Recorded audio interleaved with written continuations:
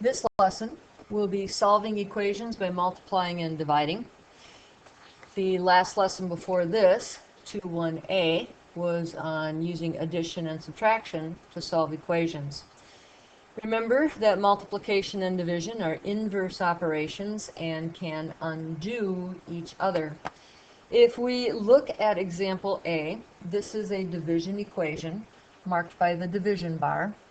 We are going to be using multiplication to solve it. We will be using -7. Since it's x divided by -7, we will multiply by -7. And 15 times -7. A number like -7 times a -7 that's actually in a divisor position, which really means we have a coefficient here of -1/7. So we're multiplying -7 by its reciprocal, we will get an x. And -7 times 15 is -105. In B, I would suggest you try this one, and then I will show you how to work it. Again, this is division, so we are going to multiply by -2.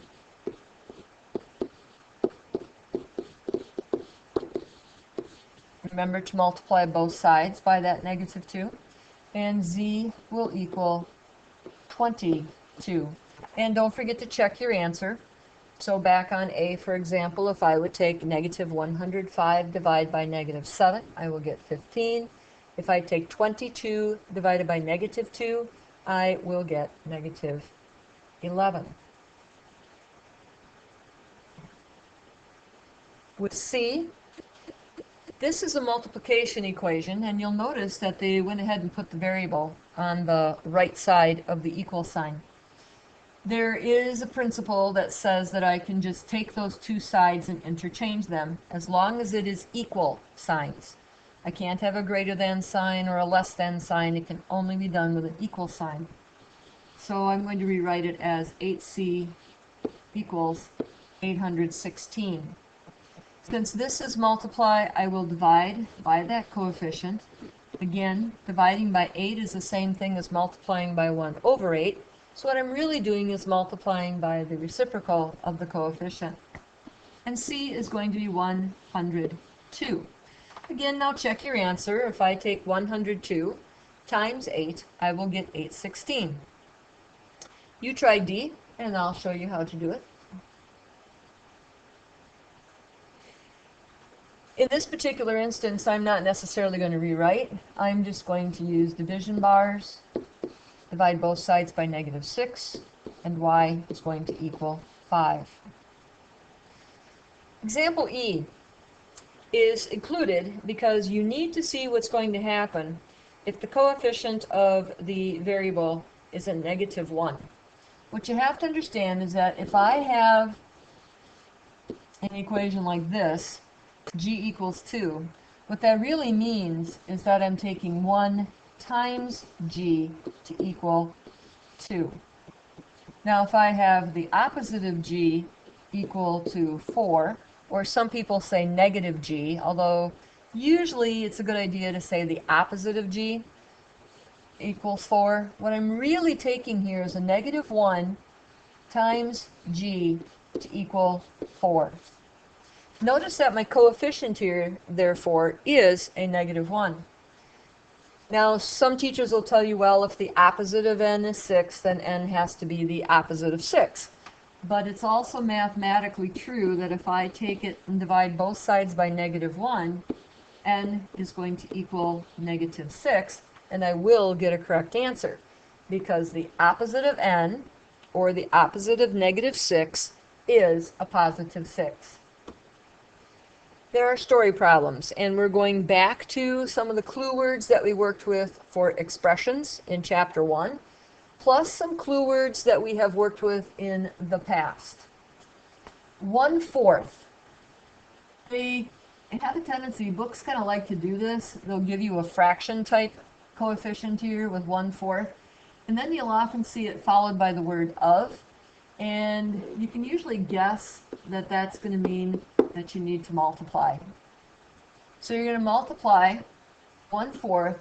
What you do not know is the students in a class. That is your variable.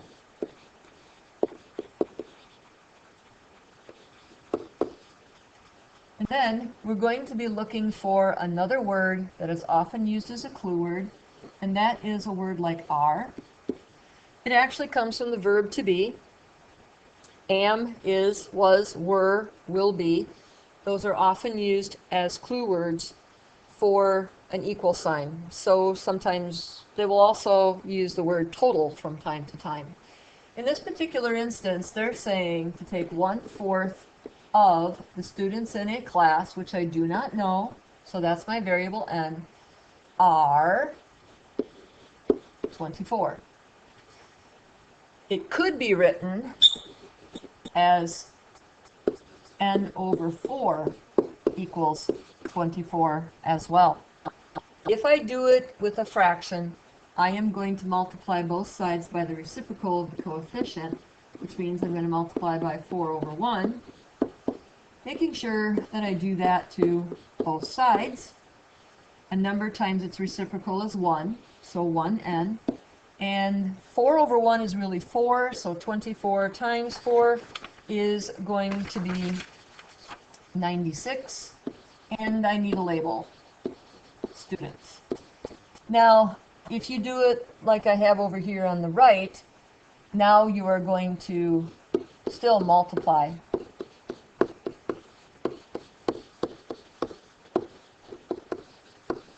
You'll get the same answer. And actually just points out to you that multiplying by 1/4 is the same thing as dividing by 4, which I have talked to you about in the past as well. 25 copies of a book weigh a total of, this time that's an equals. Now, this one you don't have quite the clue words that you do in sample F. And you kind of have to reason it through. The number of books times the weight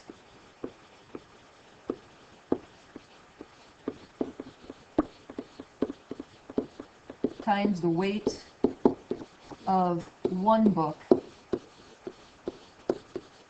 should give me a total. For example, if you had 2 books and each book weighed 3 pounds, you're going to have 6 pounds of books. So sometimes I try to figure it out by saying, all right, what if I had 2 books? If I know how much they weigh, I'll multiply them, I'll get a total weight. In this particular instance, you have 25 copies of a book, but we don't know how much it weighs. So that's our unknown. So 25 copies, I'll put W for weight, is going to be a total of 125 pounds. I'm going to divide both sides by 25. And W will equal 5 pounds, or in other words, each book weighs 5 pounds. And that concludes today's lesson. Scout note.